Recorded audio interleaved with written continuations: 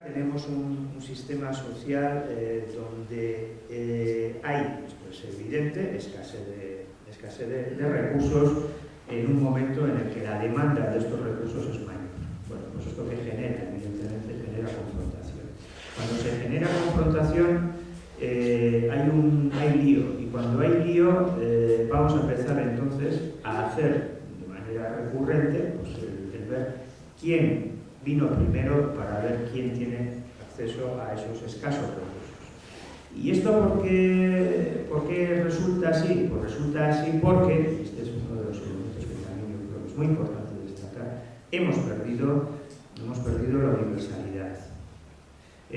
Perder el concepto de universalidad, en mi opinión, ha sido el que ha originado todo lo demás. Todo lo demás. Porque si el punto de partida fuera la universalidad del sistema, la universalidad de los derechos sociales, y todo esto se lo hubiera creído la gente, no viviríamos momentos complicados como los que estamos viviendo. ¿Y la gente por qué termina pensando y diciéndote luego en el barrio? Tiene toda la razón, no para ir al otro. Bueno, pues hay que analizar esto. ¿Por qué tiene toda la razón?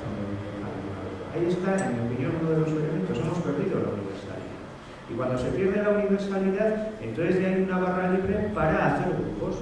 Es así de claro. Si todo esto no es universal, entonces ¿quién tiene derecho y quién no tiene derecho?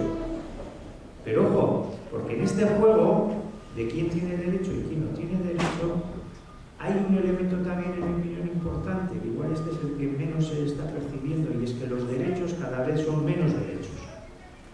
Los derechos cada vez son menos derechos. Y los estamos difuminando en el asistencialismo.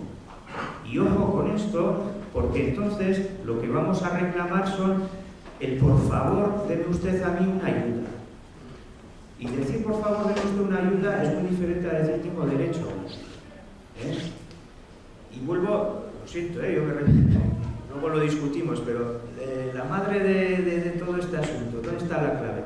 Si yo he perdido la universalidad como reclamación de ese derecho social, a partir de ahí estoy perdiendo muchas batallas. Una muy importante es esta también, a tener en cuenta.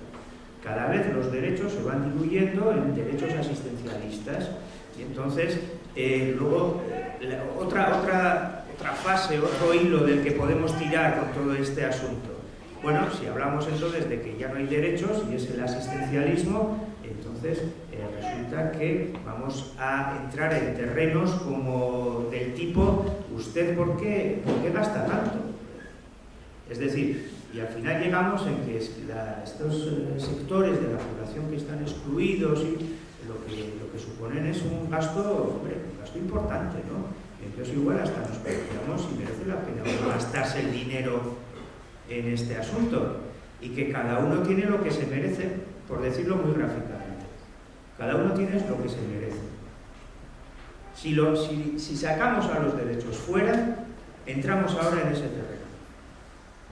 Esto lo dijo, por cierto, una parlamentaria, recordaréis, en Madrid, de manera muy gráfica, hija de un señor que por fin luego entró en la cárcel después de casi 10 años y 4 jueces de instrucción, que se mora.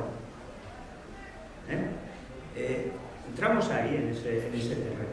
Entramos en ese terreno. Y este es, claro, y en este terreno, si tenemos que jugar en este terreno, ahora es donde meto el elemento inmigrante. Si tenemos que jugar en este terreno, ¿qué papel juega ese colectivo? Pues complicado. Va a llevarlas de perder.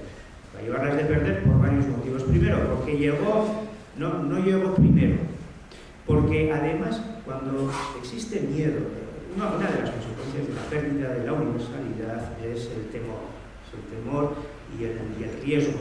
Y entonces ahí, con el temor y el riesgo, lo que surgen también son determinadas banderas que nos tienen que ofrecer seguridad. Una de esas banderas es el repliegue identitario. Esto es claro.